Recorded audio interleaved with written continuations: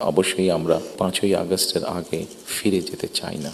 আমাদের মধ্যে মত পার্থক্য থাকবে, কিন্তু কোনোভাবেই সেটি যাতে মত বিভেদের পর্যায়ে চলে না যায়। মত বিভেদ হলে জাতিকে বিভক্ত করে ফেললে কি হতে পারে আমরা দেখেছি। আমাদের সমস্যা ছিল, আমাদের সমস্যা আছে। অবশ্যই আমরা 5ই আগস্টের আগে ফিরে যেতে চাই না। আমি আমার অবস্থান থেকে যদি চিন্তা করি, আমার একপাশে 1981 সালের একটি জানাজা, একই সাথে আমার একপাশে 2025 সালের 31 ডিসেম্বরের একটি জানাজা, আর আমার আরেক পাশে 2024 সালের 5ই আগস্টের একটি ঘটনা। কাজে আমার মনে হয় এটি শুধু বোধহয় আমার একার জন্য নয়, যারা আমার দলের নেতা কর্মী সদস্য এবং সামগ্রিকভাবে পুরো দেশের মানুষের সামনে বোধহয় এই দুটি উদাহরণ বোধহয় সবচাইতে বাদ বিবেচনা করার জন্য সবচাইতে ভালো উদাহরণ, যে আসলে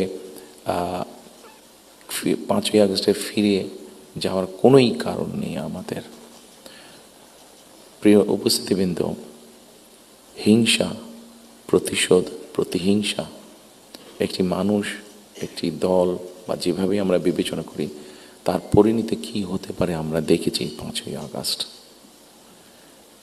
এবং আমি সেজন্যই সকলকে অনুরোধ করব, দলমত নির্বিশেষে আমাদের মধ্যে মত পার্থক্য থাকবে, কিন্তু আমরা যদি চেষ্টা করি তাহলে সেই মত পার্থক্যের মধ্যে রেখে আলোচনার মাধ্যমে সেটি অনেক সমস্যার সমাধান হয়তো আমরা বের করে আনতে সক্ষম হব। কিন্তু কোনোভাবেই সেটি যাতে মত বিভেদের পর্যায়ে চলে না যায়। মত বিভেদ হলে জাতিকে বিভক্ত করে ফেললে কি হতে পারে আমরা দেখেছি। আজকে সেই জন্যই অনেকের মুখে অনেক হতাশার কথা আমরা শুনি, কিন্তু তারপরেও আসার কথা হচ্ছে যে তাদের কাছে ভবিষ্যতের চিন্তাও আছে, ভবিষ্যতের পরিকল্পনা আছে। এখানে একজন বক্তা বলেছেন, পানির কথা বলেছেন, ওনার সাথে আমার কিছুদিন আগে কথা ছিল, ওনার সামনে আমি আরও বিষয় তুলে ধরেছি। আমার দেশে ফিরে আসার পরে আমি যে কবার আমার বাইরে যাওয়ার একটু বেশি সুযোগ হয়েছে, আমি সাভারে গিয়েছিলাম, আরও কয়েকটি জায়গায় গিয়েছিলাম। আমার কাছে মনে হয়েছে নতুন প্রজন্ম একটি গাইডেন্স চাইছে, নতুন প্রজন্ম একটি আশা দেখতে চাইছে। শুধু নতুন প্রজন্ম না, আমার কাছে মনে হয়েছে প্রত্যেকটি প্রজন্মই মনে হয় কিছু একটি গাইডেন্স চাইছে। আমরা যারা রাজনীতিবিদ করি আমাদের কাছে হয়তো অনেক প্রত্যাশা, সকল প্রত্যাশা হয়তো বা পূরণ করা সম্ভব নয়, কিন্তু আমরা রাজনীতিবিদরা যদি 1971 সাল,